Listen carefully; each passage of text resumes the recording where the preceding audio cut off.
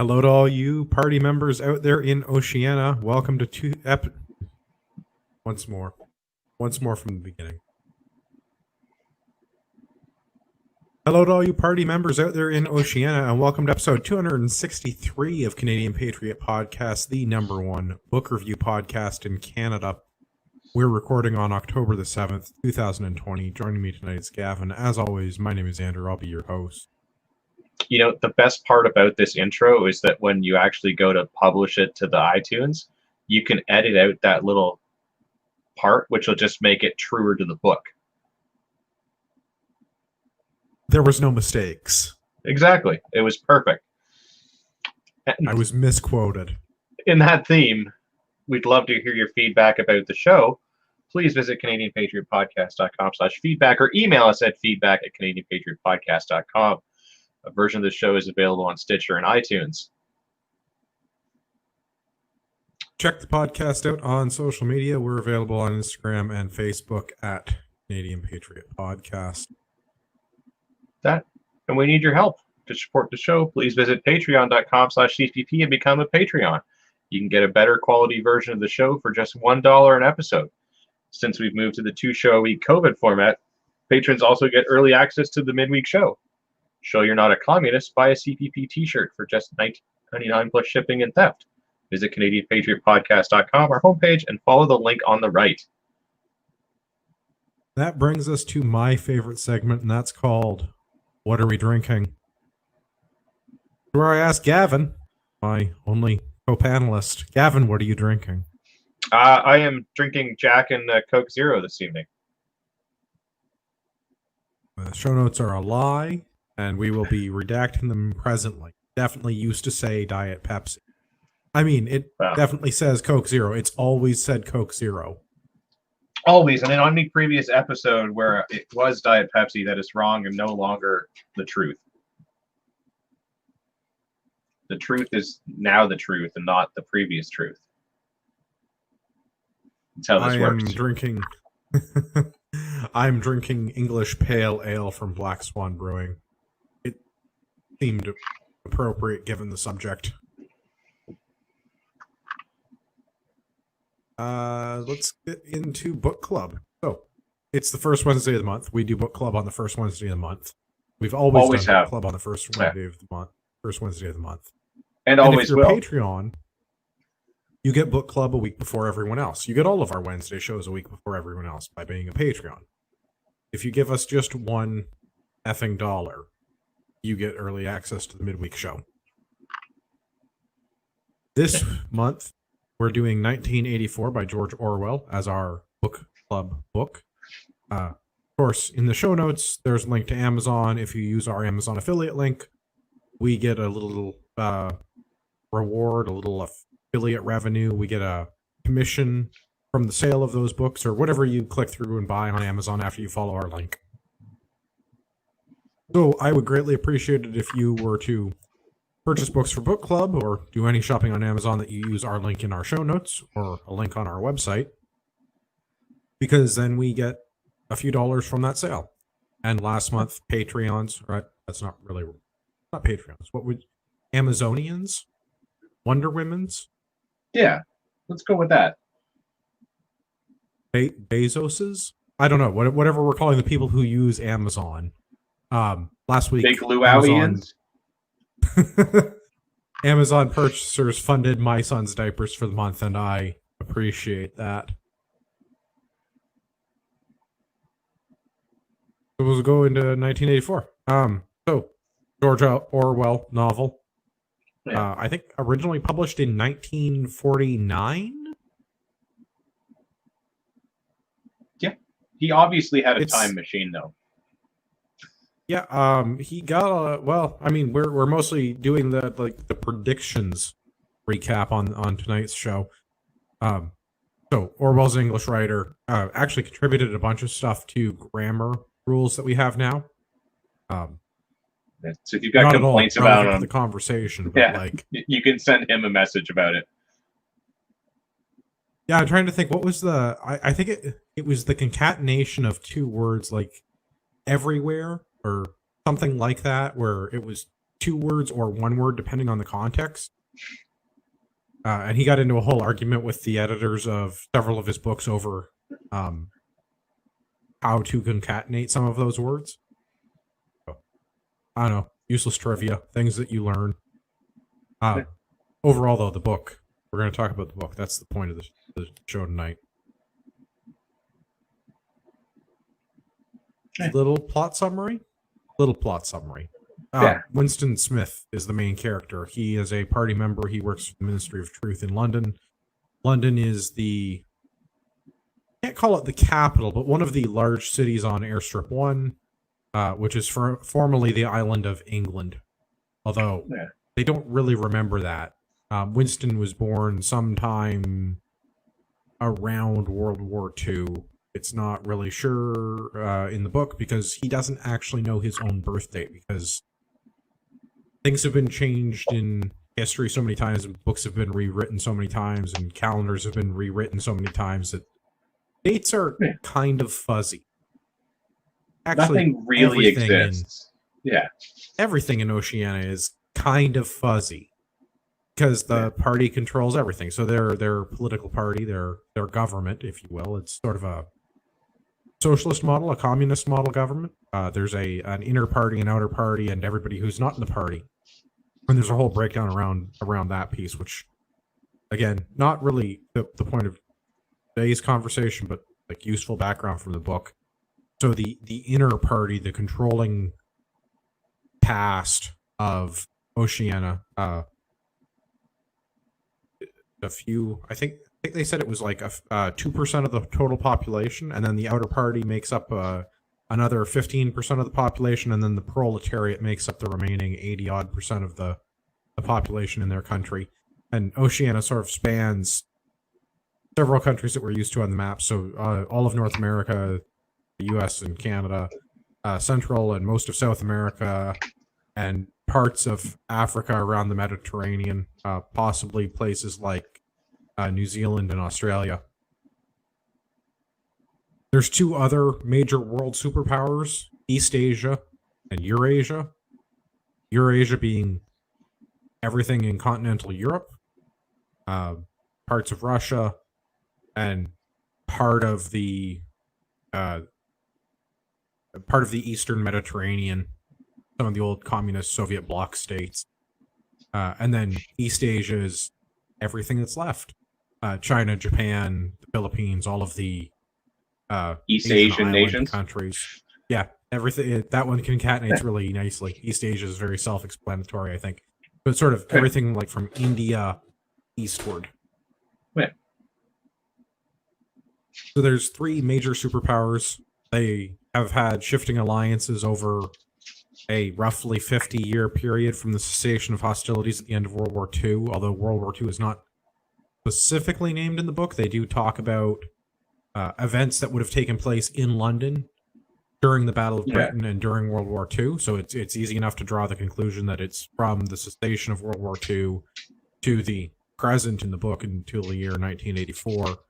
Although the book does go on a little bit longer than that. It's probably 1985 or 1986 by the time it finishes up. Yeah, at their best estimate. Yeah, give or take a little bit. Yeah. I guess we'll get into the parts that I wanted to draw some correlations to today's society with. We'll start with the telescreen.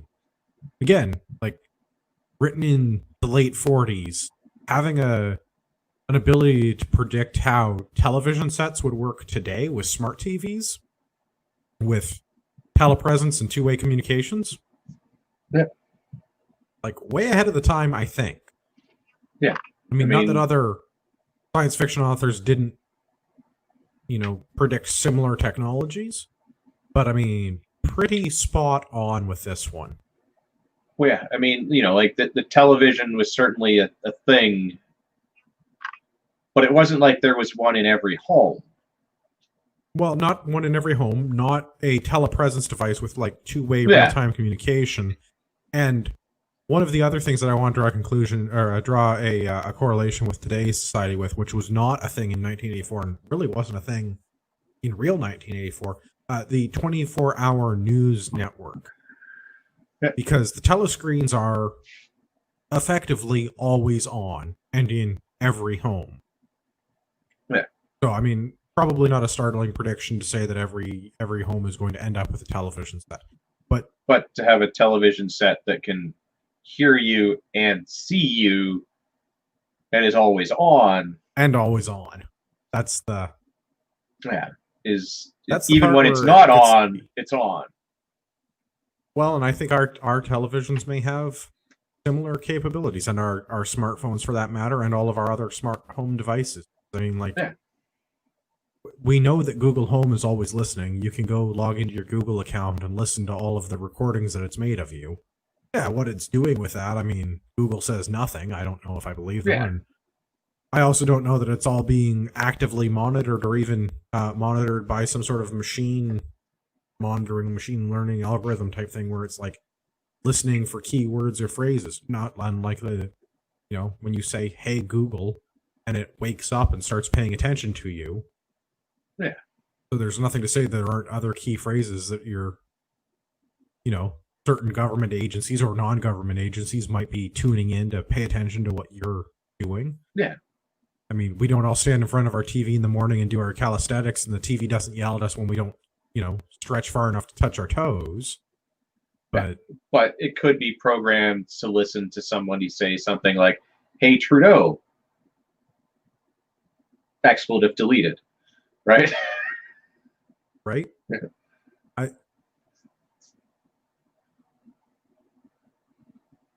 I do find the always on news thing sort of fascinating, because this is, I mean, the 24-hour always on news network has only really been a thing in the last couple of decades.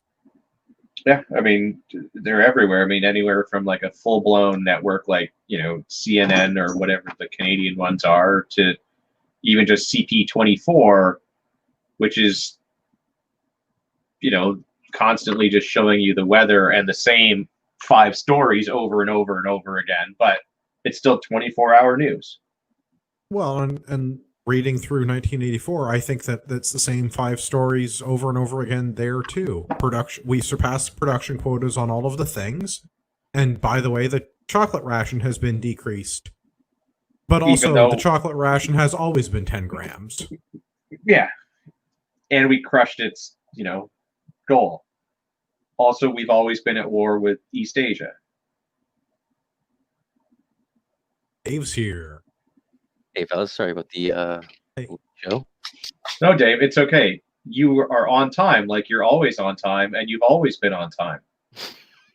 Book club always starts at 9:15. Yeah. Oh, really? Yep. Yes. We were just talking about telescreens. I was saying to Gavin about how the prediction of the always on television, particularly the 24-hour news cycle, was I think an unexpected turn of events. I don't know how you predict that far in the future, that and I don't know that we necessarily had 24-hour news in the actual 1984, like in the actual year 1984, but I mean, it would not have been far off when we started to have CNN. Yeah, and it was there. It was coming. Those sort of, you can see like people on on the the horizon, the but maybe it TVs. wasn't there yet. The interesting thing is that we're talking about this, and we are basically using that technology to talk about this technology, because we're all on telescreens and we can interact with one another and see it, but none of us are in the same spot. Yeah, and we have these little things pointed at us that we think we have control of, but who knows if they're being hijacked. Well, I mean, you listen look to at people what's like going Edward on. Snowden, and you would be led to believe that the cameras on your laptop are possibly always recording, whether the little light is on or not. Yeah, and I think the same is probably true of your smart TV in your living room, and certainly of your mobile Google phone. Assistant, your Alexa, your Siri devices, pretty much everything. Yeah, that's why I still refuse to get one of those things. I mean, I get it, and also, like, everything is always listening anyway, so I mean, I'm not really worried about the Amazon Alexa any more than a a cell phone or a smart TV. But it's more that we don't know where the data is going once it's being captured. I mean, obviously, the book, it's being monitored in real time by some number of people in government. Yeah. And they can do things like tell you to touch your toes during calisthenics. Or while you're being held in a prison type facility, it's more like a closed circuit television where they can, sit up straight, stop moving, face the wall, whatever it is that they need you to do. And it's more like just surveillance system, like what we're used to with CCTV. Yeah. But it's it's kind of like when you go to the bathroom at a bar and it's got one of those light up screens in front of the urinal. It's that, but it's got a speaker and a camera built in. Mm-hmm. And they're telling you to like wash your hands or to do whatever they want. Yeah. You will not question our authority. Well, no, because Big Brother is always watching, and this is how he watches. And always right. Yeah. Because even when he's wrong, he's right because they go and correct it after the fact. It was misquoted. It was taken out of context. It was not reported effectively. You just aren't remembering correctly. Yeah. Well, the telescreen thing is the sort of the one really obvious takeaway that I wanted to get from that. Like, you carry around the cell phone that's probably listening to you all the time, and certain apps are definitely taking videos of you all the time. There's definitely some security flaws with some camera apps. Edward Snowden said that the NSA was able to remotely monitor any webcam that they wanted to on anyone's laptop. I don't know how much truth there is to that, but I mean, I have no reason to not believe it. Yeah. I mean, he wouldn't have been ostracized if it wasn't, right? Well, I mean, we've seen leaks from the inside of people's houses where third parties have gained access to their various I don't even want to call them security systems necessarily, because I mean, you see it sometimes with I can't think of the specific brand, but they're like Ring or Nest products where you can have cameras that watch your living room or watch your child's nursery or things people like hack them all the time. Yeah. So I mean, there are definitely those, but I feel like if third parties are able to gain access to those kind of systems, there's no reason why they wouldn't be able to gain access to your smart TV or. And I don't know how much I trust Amazon or Google to not be either using the audio or video that they're capturing for their own purposes, or just handing it directly over to friendly government agencies. Yeah, I mean, Microsoft has already been busted several times, leaving backdoors even in their security programs that you're buying to secure your data to government agencies. Yeah, I mean, I try and turn as much of that stuff off when I'm installing Windows and whatnot, but like you said, I'm sure there's backdoors that we still don't have access to unless you are a computer programmer. You're not going to be able to find those. Even then. Yeah, there was a report this week. You can still find it. Yeah, I mean, they just said last week there was some source code leaked for Windows XP that they're kind of worried about, which is Windows XP is almost 20 years old. Yeah, but it still runs a lot of critical infrastructure. Yeah, it was just it's stable as fuck, right? Well, yeah. Well, there's a bunch of old stuff that runs on it. That's the thing. Is a bunch of systems got put in around 2000, and that's what they were using, right? Yeah. I mean, I'm pretty sure the computers I was working on, with my work laptops, were still XP right till at least 2010 before they finally switched over to 7. They didn't automatically upgrade you to whatever the new one was, 10? Well, we're at 10 now, yeah. I mean, everything's going, compatibility-wise. Because you didn't want to or not. They forced you to upgrade. So you just got the upgrade. Yeah, Big Brother wants you to get 10. Yeah. Got more backdoors than ever. My work computer just did that one day. It's like, even though you've clicked no 100 times that you don't want the free upgrade, we're shutting down and we're installing this upgrade automatically for you. Sorry.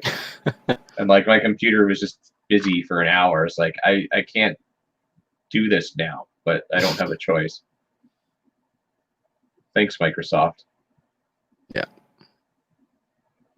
Well, that's in the same vein as the always on TV and always having the 24-hour news cycle. The other thing I wanted to touch on with that is the 2 minutes hate.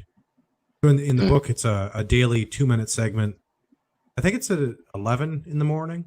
Yeah, I think Something so. like that. It happened at the same time every day during their work day. I think it was at 11 o'clock. And everyone gathered in communal spaces, hallways, or meeting room type places. And they were reminded that they were who they were supposed to hate and how they were supposed to hate them, and in a vague sort of way, why they were supposed to hate them. Not necessarily for specific crimes or for specific actions, but because they were an enemy of the people and an enemy of the state. And again, this is like, I feel like I'm watching CNN. Yeah. I was just going to say, I mean, it's only for 2 minutes in the book, but it sounds like any, mainstream media news outlet that you turn on, it's 24 hours a day. That's all you really hear on it is just screaming. Well, I mean, it's not that they also didn't do that. They were constantly reminding you who you were at war with, and they would have, events where you would all get together and burn stuff and have a giant rally to get behind your guys and poo-poo the other guys and all of that stuff. So, I mean, we still do that. But yeah, they had a specific 2 minutes where they were focusing your rage all on whoever they said the enemy was. Well, I mean, I think in most of the occasions in the book where they describe it, they're talking about Emmanuel Goldstein, who was like, he's like the Osama bin Laden. He was the Stephen Harper, more like at the a time. Judas. Yeah, okay, fair enough. I mean, I was going with a biblical reference, but yeah, so like the first major party defector, somebody who helped found the party and then like tried to see it overthrown. Yeah. So constantly reminding everyone to hate Emmanuel Goldstein for trying to cause the downfall of the party and Big Brother and spreading lies and mistruths. Yeah. But it seemed to me a lot like watching mainstream media being like, well, we have to hate whoever it is we hate today. We have to hate Stephen Harper, or we have to hate Donald Trump, or we have to hate Boris Johnson, or we have to, without really any real context or real reason. They're not good people, and they committed wrongthink, and they're thought criminals, and they don't do, you can't be a populist politician because that's inherently evil for reasons that the media never bothers to actually define. Or you can't be a conservative politician because, again, like reasons that the media fails to adequately define. Yeah, I mean, you definitely see it with the whole, orange man bad that goes around these days, where it's just cool to hate on him. And same with, Harper back in the day, or Doug Ford, although he seems to have gotten into people's good graces. But when he was certainly first elected, it was, Ford man bad. Doesn't matter what he did. He's bad. I mean, especially with the screeching of like just everything except you're a fascist and racist now. That seems to be the constant thing you hear all the time from I guess alt left or just the left, whatever you want to call them. Well, the Ministry of Truth. Let's call them what they are. Yeah. It's like they're right, you're wrong. In our society, the government gives the CBC a lot of money and other news agencies, $600 million to Canadian news outlets, remember, to say favorable things about the government, because if you don't say favorable things about the current government, then you don't get your slice of the $600 million. And now they're going so far as saying that you may need some sort of a reporting license. It's not a broadcasting license exactly, but anyone who is reporting the news could potentially require a new government license in order to do so. The government has not actually passed a bill or made legislation to do that, but it's something they were talking about before the Parliament was prorogued in the last session. Yeah. And this is like 1984. They just cut out the middleman. That's all it is. It's like the Ministry of Truth is literally just employees of the party, members of the party, working directly for the government. Where in this case, they're party members that are employed by the CBC who receive funding from the government. They're trying it's bad enough that the government. Yeah, it's bad enough the government owns its own news media outlet, but the fact that all the other ones have to toe the line as well makes the whole thing even more pointless, because it's like, why bother having any of them? Like, let's just have one, and they'll all have the same made-up nonsense. But at least then it's only one channel, not 50 channels.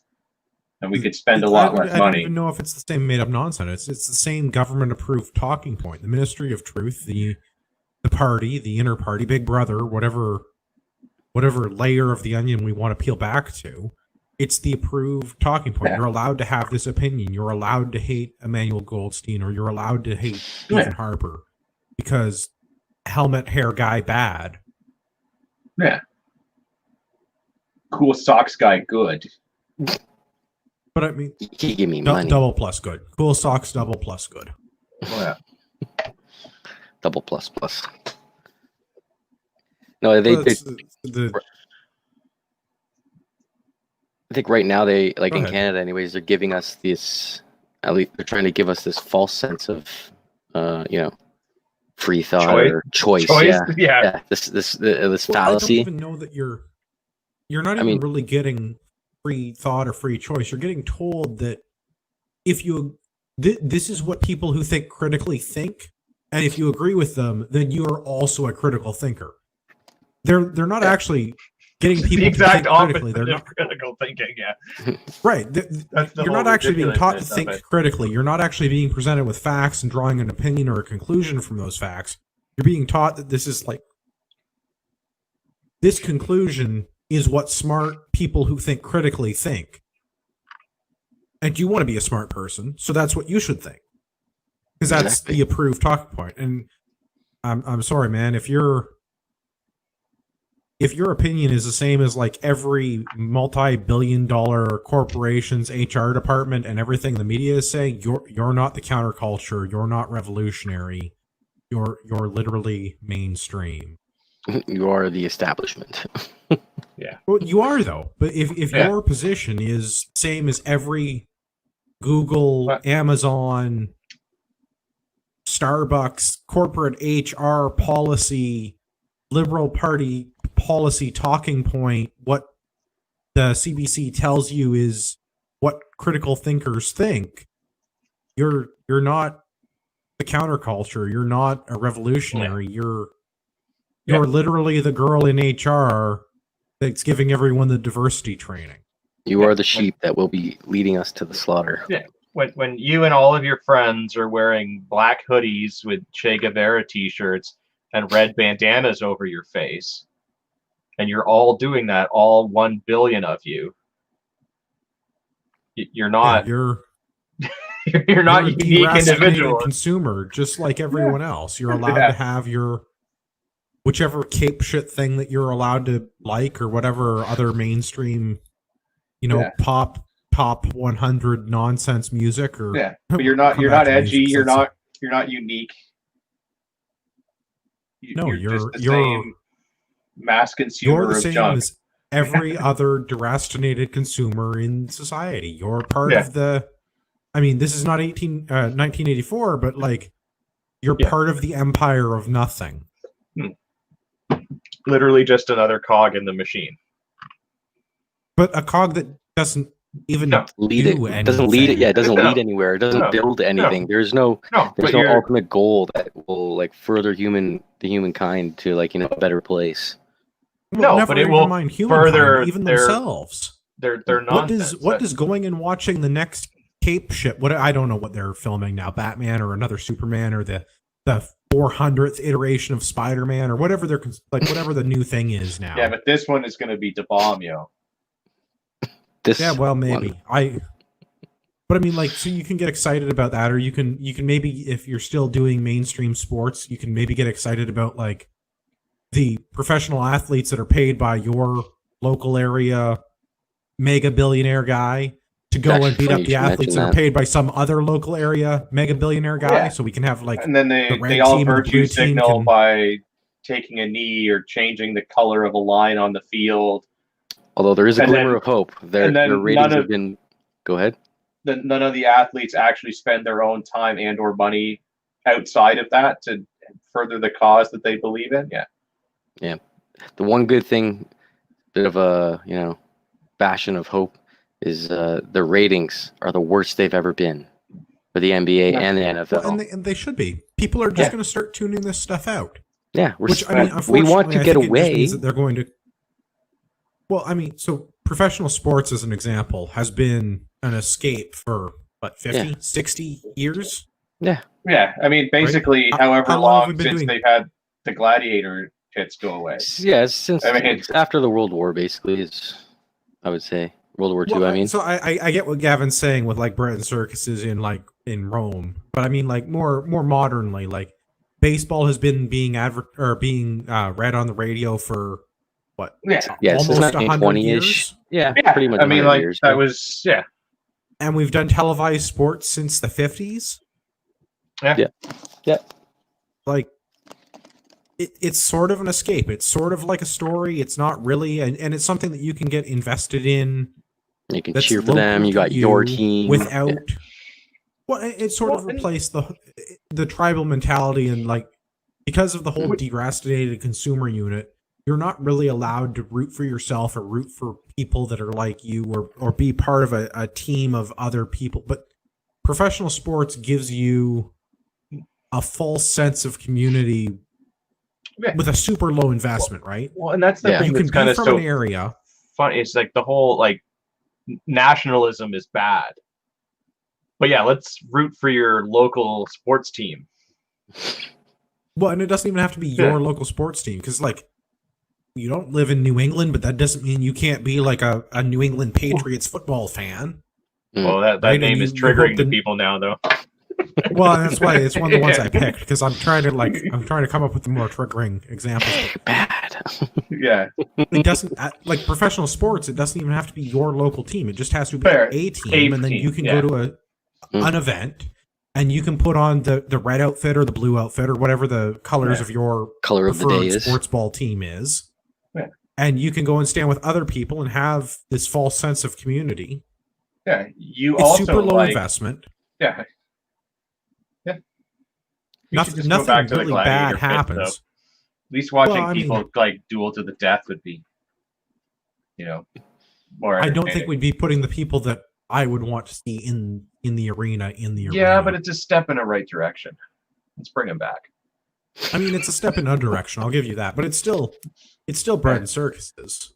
Yes. Yeah, I mean, the Absolutely. longer they keep this whole COVID shenanigans going, the more this stuff's gonna go. Because I mean, you're taking the main thing out of it, the live thrill. If you can't attend games, and none of these things you can attend games for, you're pretty much defeating the whole purpose. Like it's another reason. Like you feel very removed from it when you're just watching it on TV.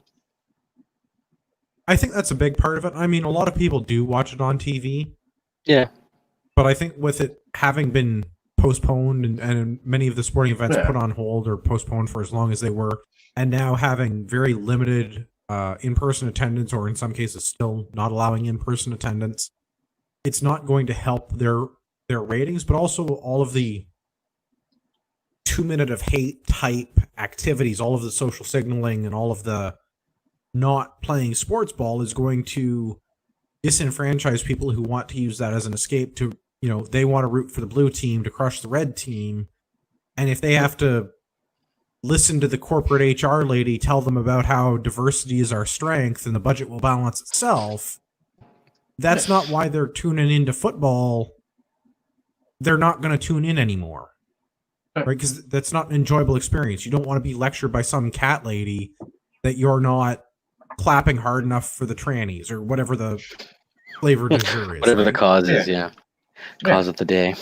Yeah, they want to see blood. They don't want to be. Yeah, you don't want to have to think critically during sports ball. Yeah. I wouldn't be surprised if we see some of that being curtailed the way that ratings are, but I don't think we're going to see any less of the 2 minutes of hate type activities going on, because we're going to still see. So long as they give CNN day. airtime, there's going to be 2 minutes of hate every day for 24 hours. Well, Every that's day. fine. It's going to be the same. It's going to be the same 5 stories every day, and every day, 1 or 2 of them is going to change. Yeah, but not do you even guys remember really. Murder Hornets? Yeah. Like that. That's a thing we don't really talk about anymore. Or like that time that Australia was on fire. That was earlier this year. Feels like it was forever ago, if it ever even happened. Is it around the wasn't that country? long. Because I haven't heard about them since like January, right? Yeah, until yeah, not since Trump bombed salami have we heard about Iran. They put a quick end on that one, I guess. But that's what I mean. If we just have these 24-hour news cycles where we have the same 5 stories or whatever it is that they just keep talking about without actually. Well, they talk without saying anything. They make words come out of their face hole that have no value. Or the same fact keeps getting regurgitated 10 different ways, right? That's what I mean. Like, you listen to all of these experts talk about all of these facts, and it's just the same people saying the same things over and over without ever really making a point. Or yeah, it was like, well, I think this, Bill, and then, well, I think this, Diane. Right? It's not entertaining to watch, but it winds up a lot of people. And there's a lot of it is namely this panel. Well, when I used to travel for work, every public space I traveled to, corporate lobbies, hotel lobbies, airports, bars, fucking CNN, constantly just having, well, CNN or MSNBC or CTV or all the time you see Fox, or sometimes you see CTV or CP24 or they all have stuff. Some sort of 24-hour news station. It's on the telescreen. 24-hour news. It's not even an hour worth of news, though. Stories. It's like same stories every 15 minutes. They're going over the same stories. You know what I mean? Yeah, but I mean it's the same stories in the broader sense as well. In that, it's some sort of outrage porn. The red team beat the blue team, and we need to be mad at this politician. And these people are not conforming to the approved social norm now, so they're white supremacists, or they're Nazis, or they're KKK, or whatever the wrong think group is that we need to persecute today, because they have a different opinion than the Starbucks HR approved corporate policy. Yeah. So we have to keep reminding people that these people are out there and they're evil and they're probably going to come and kill you. Yeah, like if you were to take a sampling of what's going on in Toronto right now, and a sampling of their news cycle, you would have a story about some sort of gangbanger shooting some people, but it somehow ties into legal gun owners and how they're the problem. You would also have something about people not wearing masks and the numbers going up. Yeah, going up, right? And then, you'd probably have 2 or 3 other things about how they need to get more money for the homeless or something along those lines. And, the it's the same, are unhappy again. Even though it's not exactly the same story, it's the same story with different people or the different numbers of people, but it's the same thing over and over and over again. Well, it has to be over and over again because people are dumb and don't pay attention. So you have to keep drilling it into their minds. It has to be short, it has to be repeated, and it has to be memorable. So when they have something scary, because scary things are memorable, or when they have something that, like the mask thing, because the mask thing hits a lot of that. COVID is scary. Dying of a thing that you can't see, catching a disease that is too small to see, catching a disease that you probably don't even know you have unless you get tested for it, which a whole other problem, right? Like, diseases are scary things, and we want to flatten the curve, and I want to congratulate everyone on their 6-month anniversary of 2 weeks to flatten the curve. Yeah, keep up the good work. Right? Yeah. But it's the same. It's the same type of stories because it needs to be the same type of stories because we have to keep reiterating. I want to say to the outer party, but maybe it's to the proletariat. We have to keep reiterating to the less intelligent castes in our society that conservatives are bad, gun owners are bad, white men are bad, and that you need to have the same opinion as the corporate approved HR Starbucks opinion. Because if you don't do that, you're a bigot. And you can't do that because bigots are bad and evil and we should punch Nazis in the face or whatever it all sort of blends together. We've been looking at the news cycle in a fairly great deal of detail the last 5 years that we've been doing this show. And I've come to the conclusion that we just keep talking about the same things because that's all that's in the news is the same thing. Which is why we do things like book club, which unfortunately is me agreeing with an author who wrote a book and then died long before I was even born, predicting that this was going to be a thing. Yeah. So we apologize for talking about the same old stuff in this episode of Book Club that's supposed to be different than every other show we do, but it's an important book.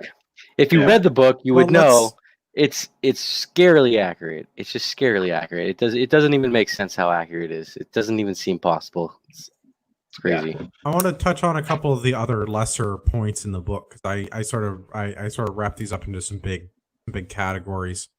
One of the things is the thought police, which in the book is a like a state agency, like a Stasi or maybe Gestapo type, like a secret police that gonna come get you in the middle of the night, like bust down, no knock you, and fucking take you and they're gonna no knock raid you and throw you in an internment camp and then kill you, a re-education camp, and then kill you. Yeah. And the only difference between the thought police in 1984 and the thought police of today is the thought police of today are actually exist. Uppity middle class liberals. Well, no, we don't. I don't think we have thought police that are killing us yet. Stasi. I think. Well, no, but we'll get into what they are doing, and they're killing our livelihoods. The difference, I think, is that way of life.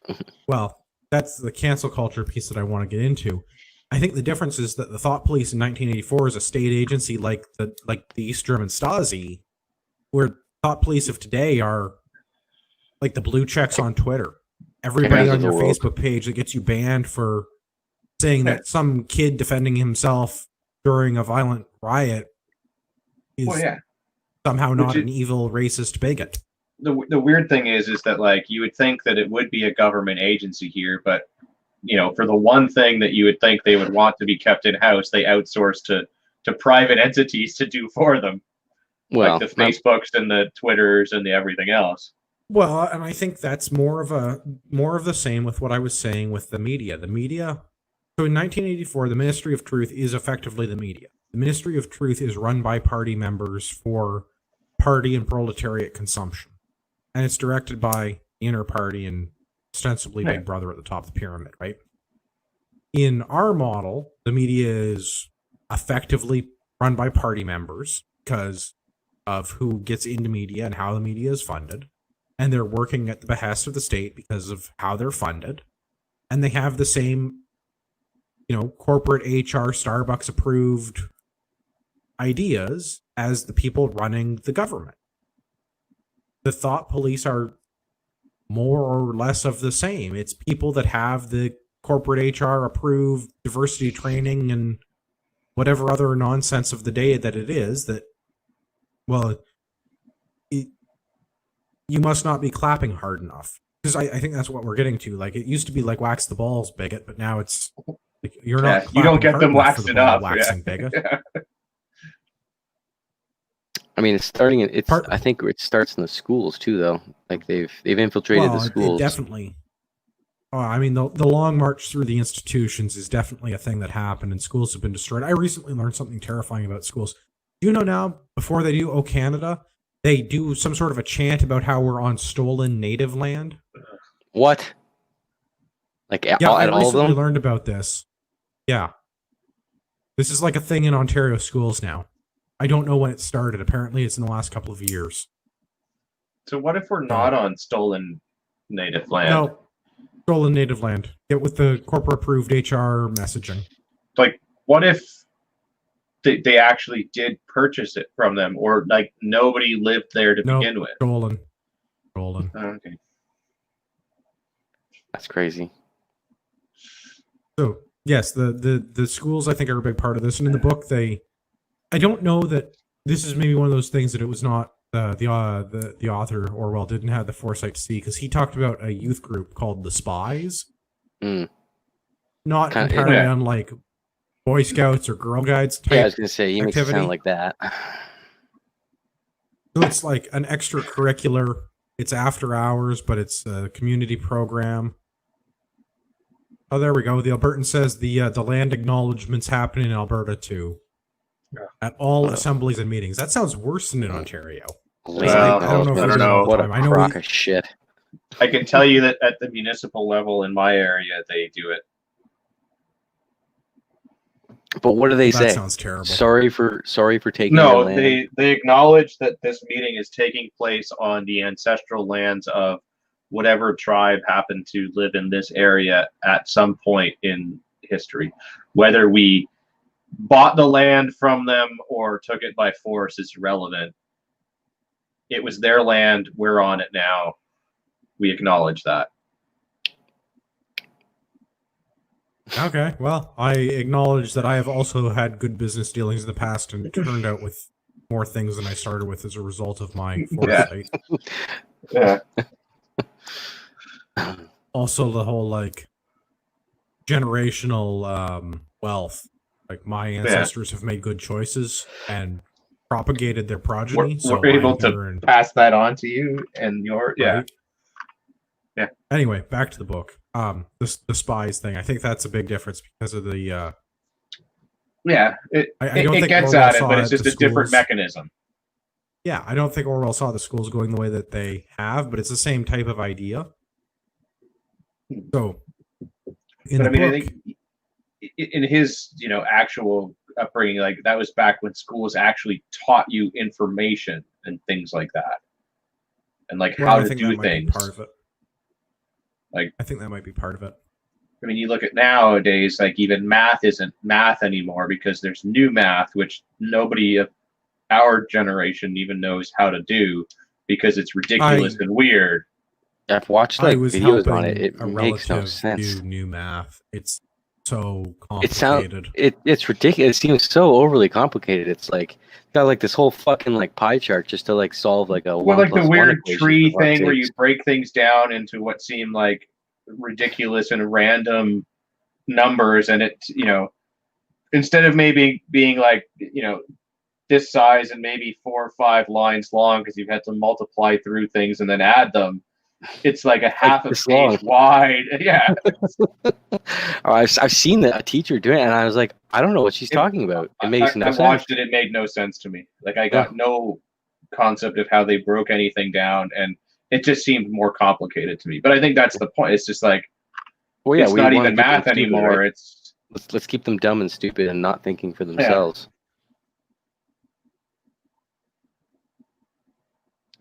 Yeah.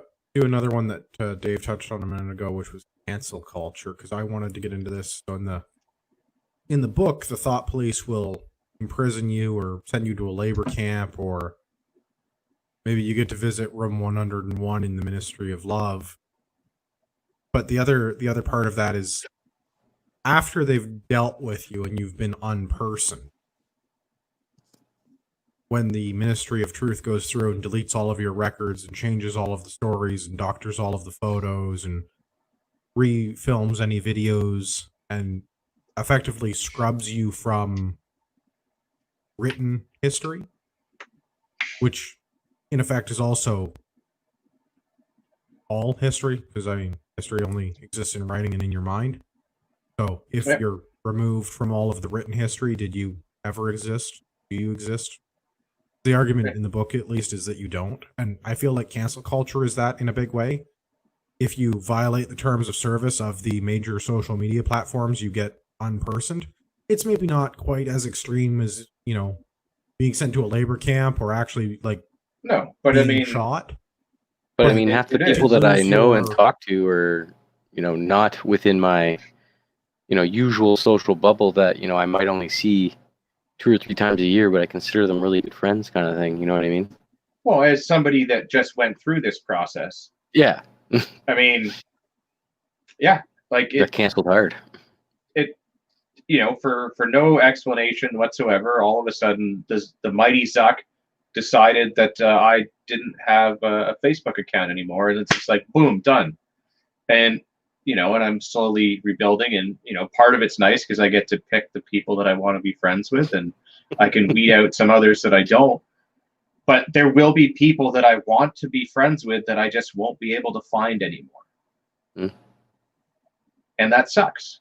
And that, in a way, that it's exactly what it is. You become not a person anymore by not having access to this platform of keeping in contact with people in this day and age. I mean, I'm still me, but it's sort of in that vein. you're still you, but you're not you for those people that you can no longer interact with. From their perspective, you have been unpersoned. Yeah, exactly, 100%. And I think, I mean, there are various extremes of that, right? Like whether you lose access to one social media network or all social media networks, or your ability to post videos on YouTube, or something more extreme like getting doxxed by Antifa and losing your job because you engaged in wrongthink, because you went to a protest and had a sign that said all lives matter instead of whatever the appropriately colored lives mattered. Yeah. Or some other type of wrongthink, something that's not, strictly speaking, not illegal or even immoral, just something that's not within the confines of the Starbucks corporate HR policies handbook. Yeah, You've committed a thought crime, and you dared to go inside of a store without a mask on. That's what I mean. So said that they don't do anything, or or you're a Republican like judge that, instead of a Democratic judge. We're gonna make some stories up. We're just gonna find some people that knew you once, that saw you at a party. Well, I mean, or you're a conservative politician and you drunkenly asked a girl to kiss and she said no, and then you drove her home or whatever. You're a nice guy. Yeah. But then like other stories that get made up come out and you lose your job and everything else, and then the media doesn't even really retract what they said or apologize. You know, there's all kinds of stuff that happened like that. Mm-hmm. Yeah, well, your job gets canceled. I mean, maybe not you specifically, well, but again, I mean, your career just got canceled. About was the getting canceled, or if you're engaging in some type of wrong thinking, you have a website where you take payment services, and all of the merchant services, all of the banks have decided that you're no longer allowed to process credit card. Yeah. You haven't necessarily violated their terms of service. You're not selling illegal things. You're not distributing pornography to minors. You're not trafficking in narcotics. You're not doing anything that violates the terms of service of a merchant account. But you've engaged in wrongthink in some way. So now, one of the 5, 6, however many major banks we have in this country, has all 6 of them have decided that you're no longer entitled to use credit card processing. You still have a business. You just can't take money anymore. Yeah. It's that can't type use of their service, which it's their right to deny you service for whatever reason. But when that reason is ridiculous and doesn't actually violate their terms of service that you and they both agree to, that's not how that works. Well, but that is the cancel culture, right? Getting deplatformed, getting taken off of the internet, getting taken off of social media, having your hosting pulled, having your merchant services accounts and payment processors pulled, being doxxed, and having your employer have to terminate you, or your employer feeling forced to terminate you, or your family or you some other way being harassed by the mobs of fascists because you are not having the government approved. Yeah, because you are not as tolerant as the people that are trying to cancel you. That's right. Just be more tolerant, bigot. Clap harder. Yeah. The other 2 final sort of points that I had in my notes from the book were reasonably minor, but the entertainment from the proletariat I thought was an interesting prediction that has come true. 2 facets to that: pornography and music. The Ministry of Truth in the book, like everything else, it produces news, it produces all of the entertainment, and it produces different things at different levels for different class strata. Pornography being for the proletariat, not terribly dissimilar from today. Porn is super easy to come by and super unrealistic and sets unrealistic expectations for both genders. That's right, I said there were 2. Yeah. I mean, but for some doesn't reason, have an OnlyFans these days. Well, it's still highly available, and all of those businesses have merchant services accounts, and they're not being canceled. And I mean, regardless of your stance on sex work or other things, pornography is a degenerate behavior. Stop consuming pornography and go and spend time with, I would say, the other gender, because that is my preference, but go and spend time with other people. Or at least spend And time maybe with have, them like- in real life and in a... Well, and have like realistic expectations around sexual encounters with, again, I Whoever would they say may the be. other gender, but whatever makes you happy, I guess. Yeah. Because it's a distraction, and I mean, even in the book, they talk about that the party is trying to find ways of eliminating intercourse. I mean, I guess they hadn't figured out in 1940s when this was written. I guess they hadn't figured out that in vitro was an option. That Right. must have come later. Yeah. But the party in the book, they're trying to eliminate people's sex drive. They have things like the anti-sex league, the junior anti-sex league, whatever, the girls with the orange sashes. They're discouraging marriage for love. They're discouraging marriage for reproductive purposes. The purpose of reproduction is for the party, not for yourself, not for your own family or your own desires. And they're making obscene amounts of pornography to give to the proletariat. Again, like the lowest class of people that makes up like 80+% of the population, to effectively keep them entertained. There's a very particular kind of doublethink going on in that. Mm-hmm. Right? If pornography should not be consumed by the party, like they talk about even in the Ministry of Truth, men are not even generally allowed to be part of the department that produces the pornography because they're too susceptible to it. But they pump it out en masse to give to the proletariat. Right? Obviously, there's a problem there. Well, there's some kind of a problem there, and I think we have that same problem in our own society because of the prevalence of pornography and the unrealistic expectations that it sets around sex. It's everywhere you look. It's on your TV. It's on your magazines. It's on your street signs. Well, yeah, I mean, it's fucking everywhere. It doesn't have to be nudity, but it's still there. Yeah, it's still there. Well, and I think there's a difference between using sex for advertising and actual pornography, and my complaint is more around the actual pornography than... Yeah, although, I mean... Yes, I would prefer that we did not use people to sell products in that way, and I would prefer that sex work were not a thing, not necessarily for the moral reasons so much as the tax evasion reasons, because, again, if you're going to put your butthole on OnlyFans, I guess that's between you, the guy that runs OnlyFans, and your subscribers. But it should also be between you and your accountant and the government, because if I have to pay taxes on what I do to make money, you should too. Yeah. Or we could all get on board the train of we just stop paying the government taxes, which I am super okay with. Yeah, then you can charge whatever you want for your butthole photos. You can have and your not cake give and any eat to it the too. government. Yeah. Right, but that's what I mean. 100%. Like until we make an Overton window shift happen where I cannot pay taxes for work that I am doing that is above board or should be above board. I don't really care if you're engaging in degenerate behavior that affects you and only you. If you affect other people, that's different. But if you're engaging in degeneracy amongst you and other consenting adults, then okay, fine, have at it.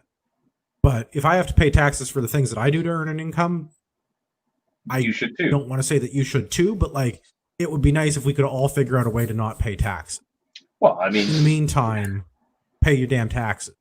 yeah, it's an all or a nothing thing. Either we're all paying them or none of us are paying them. 100%. Also, stop watching pornography. It's degenerate. Speaking of degenerate, music without meaning. This is another one of those fun things. So the Ministry of Truth in 1984, they describe some sort of a contraption that just invents music. It takes random phrases and strings them together and makes music. And sounds there are like some examples of of, any rap video that comes out these days. well, I was going to say it sounds like modern pop music. Yeah, I mean, It's just Cardi Sounds B like shouting into Nicki a Minaj. microphone. Yeah, any Nicki Minaj or It's- Cardi B song, just pick so one. I mean, there is an actual formula for pop music, and if you use it, like there's a very good chance that it will be popular and make money. And if you listen to all of the it lacks substance. meaning, which is my complaint with modern. Exactly. Well, modernity in general lacks meaning, which is my big complaint with all of this stuff. The 24-hour news cycle, the cape shit, the pornography, the thought police, the whole my whole complaint with all of my modernity is that it is all the empire of nothing, and it all lacks meaning, and it has no value, and you're just a deracinated consumer unit. You're a cog in a machine that doesn't actually do anything. You just keep spinning around in a circle, consuming. Yeah, or as our favorite gay fascist says, you become a bonobo, beaten off everywhere all the time. Not accomplishing anything. Stop watching pornography as much. That would possibly reduce that. But I see where you're going with that, and this is my complaint: is the modern music, popular music, is generally speaking without any meaning. Go and look at any of the top 40 stuff. It doesn't. It's not authentic. It's not from lived experiences, or if it is, it's not from meaningful lived experiences. Because I don't care about your illicit drug trade and how many other illicit drug traders you have recently busted caps in. Yeah, or the guy you dated for a week. Yeah, or the moisture content of your nether regions. I haven't heard that one yet, but I heard it's ridiculous. Right? Yeah, I think that's so. The Cardi B one. I heard that's the new thing. Okay. Yeah.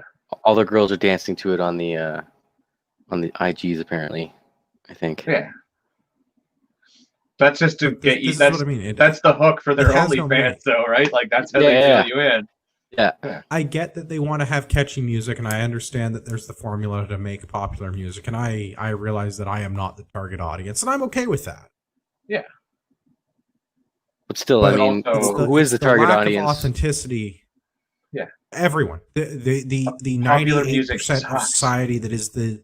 Well, maybe it's not even 98%. I feel a lot of it is generous. Problem is, I feel a lot of it is geared towards our adolescents, like our soon-to-be adults and teens and stuff, and when they're very impressionable, and they should not be watching that stuff. That's what gets them hooked on it. But like, it's not just them.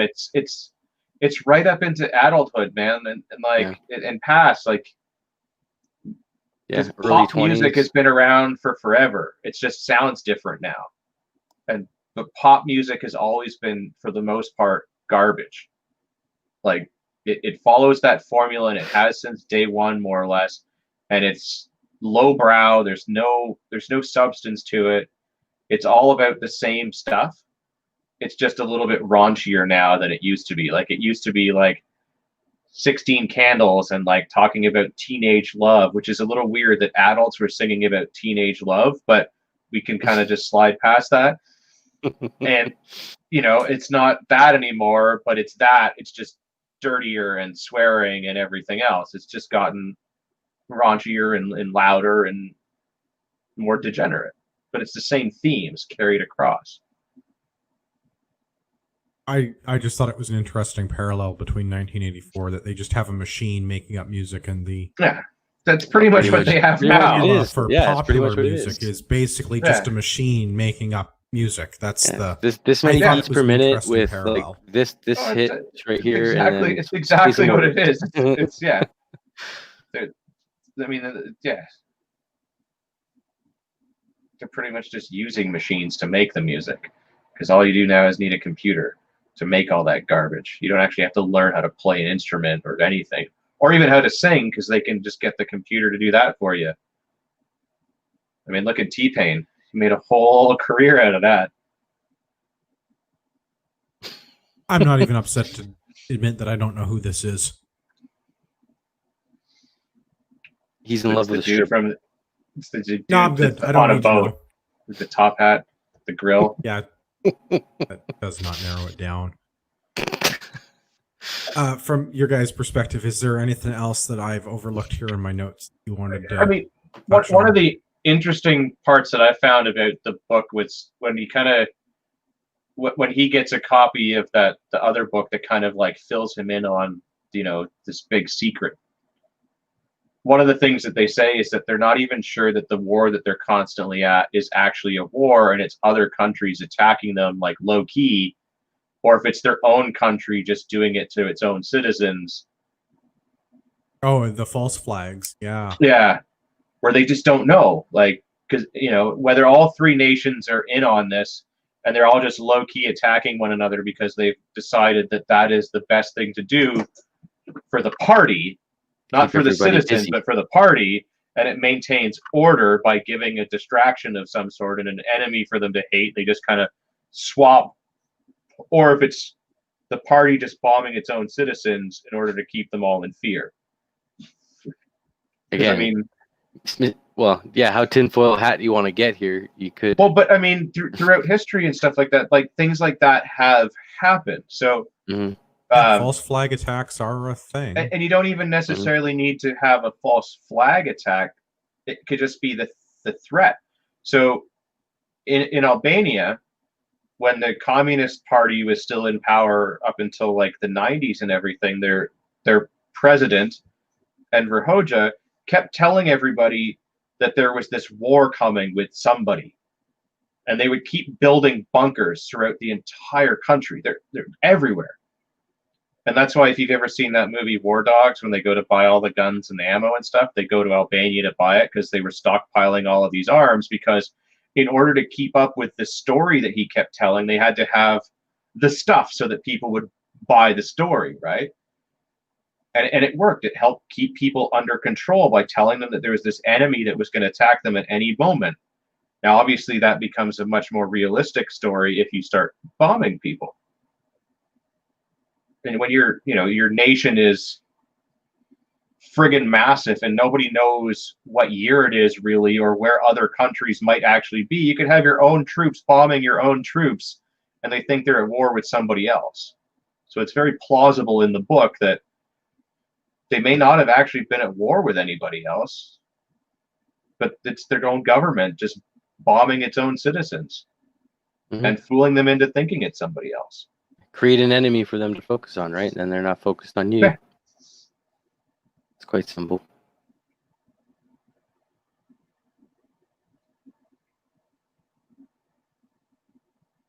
Also, this book is way too real.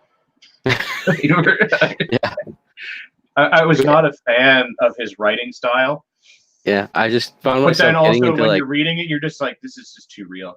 I was getting in like depressed funks if I listened to the book too long. Right, I'd be driving home and I'd be like, I listened to it for maybe half hour, 45 minutes, yeah, and then I'd be like, okay, I need to turn this off right now. I need to get some like positive gut vibes going, because like I just keep every time I get through a chapter, and then it's like, oh, I can compare that to this. This is happening right now, and then I compare this to this. This is happening right now.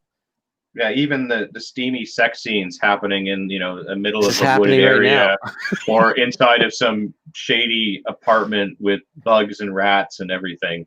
Just it's too real. They could call the book 2020. It would be just as prevalent, relevant then as it is now. I think that was my big thing reading through this, is I think he was off by about 20 years, but I don't think he was that far off. Yeah. With most of the predictions, because I'm just going to call them predictions. Like, it's supposed to be like a dystopian future, but I think at this point we just call it the future. Yeah. In the near future, because we're already there for some of it. Yeah, we're pretty much not far off for the rest of it. Yeah, we're either there knocking on the door, or we can see it going that way. We're not careful. The fact that we in can the same vein decide that we don't want to investigate the we thing anymore means that it's going to get swept under the rug. So it's like it never happened. So we who just cares, changed right? history. Yeah, we just changed it. Well, we didn't change it. We just never looked into it. We didn't report on it. There's not even, in this case, there's no records to even falsify. There just are no records. Yeah, it makes you're not allowed to see them. Yeah. Well, they never did anything wrong. They're not even being investigated. Exactly. The one other thing that occurs to me thinking about this in terms of like today versus predictions in the book, newspeak. The dumbing down of the English language using verbs with multiple meanings, or using adverbs to things like, instead of calling something good, calling something double good, instead of using like a synonym for good. Yeah, like very good, or that was awesome. Yeah. Well, I don't mean very good, because that's not very good prose, but like awesome as an example. But to just call it double good instead, that like the dumbing down of the English language, because this is another one of those things that I see a lot. I spend a significant amount of my professional life writing. And unfortunately, I spend a significant amount of my time reading things that other people have written. Yeah. The English language is very, very large, verbose even. And most people don't use very many words. But this is another one of those things that I can see that, like, as we go to, I don't think we're going to see the contractions, things like ingsoc for English socialism, or things like double plus instead of awesome. But I think we are seeing things with emojis as an example, conveying ideas through pictograms instead of words.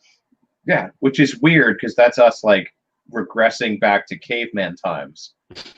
But like, well, are we regressing back, or are we just finding like the mean? We've just gone so far forward that we've reached the beginning again. I mean, you could look at it that way. Maybe it is cyclical. But yeah, I know. Cyclical, maybe. I do think that we're dumbing the language down. Language. Yeah, I mean, I appreciate when something is written concisely, but also there's, like it needs to be between concise writing and eloquent writing. Yes, and there's a place for both. Yeah. Well, even in the same sentence, there could be both. You could write something elegantly and concisely, but that doesn't mean that the next sentence has to be made up of the same 8 words. No, and that's the problem. I think a lot of people, a lot of people try to use words incorrectly to sound important, and they just sound like morons, which then leads them to not using those words at all and learning where they made the mistake. And then you're stuck just sounding dumb all the time rather than really dumb in one sentence and learning how to fix it. But yeah, it's a problem. All right. Anything else that we wanted to cover out?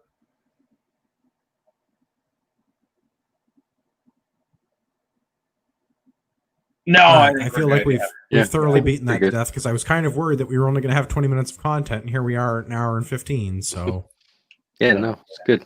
Yeah, if we did the whole thing in Newspeak, though, it probably would have been 20 minutes. Yeah. It would have lacked some of the nuance. Yeah. Book double accurate.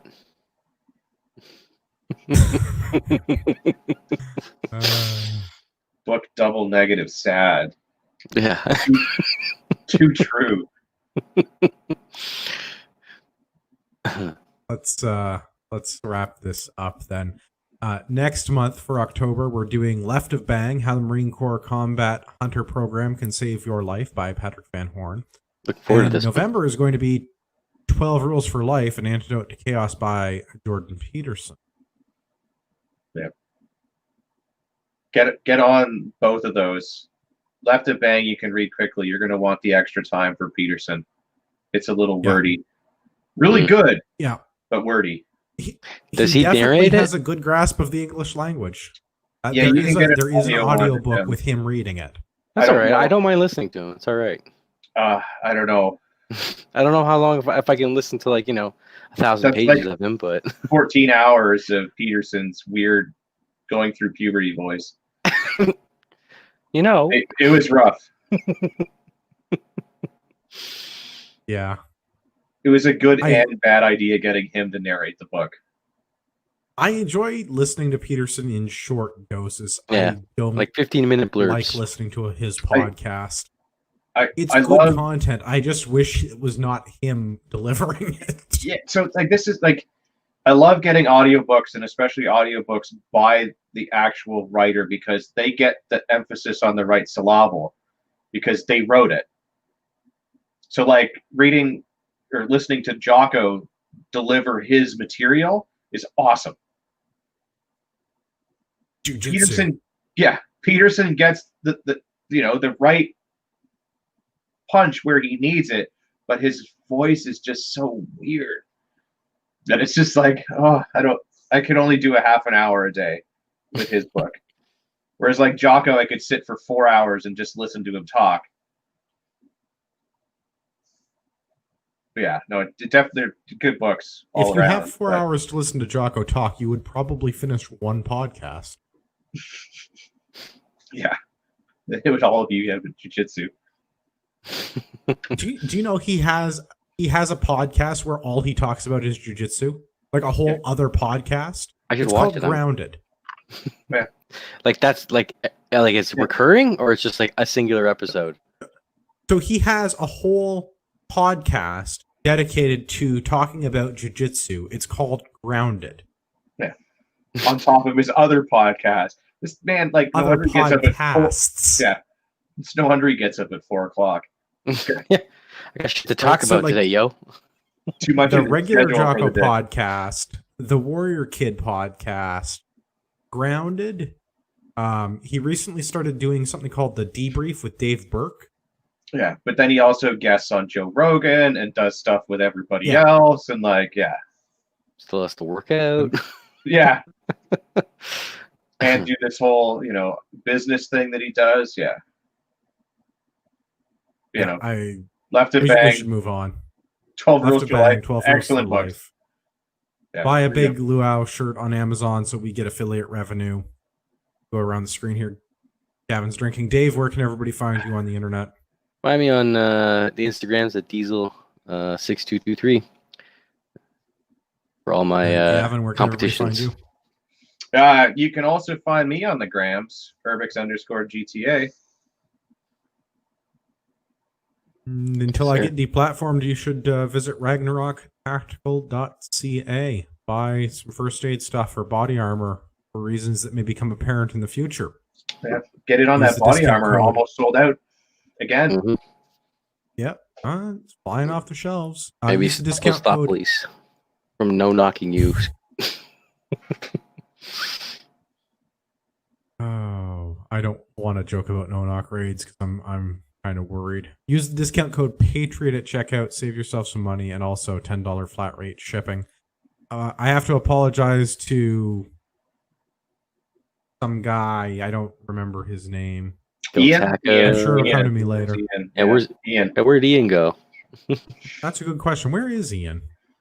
For all of you patriots out there in podcast land, I'd like to remind you that you are the true North, strong and free.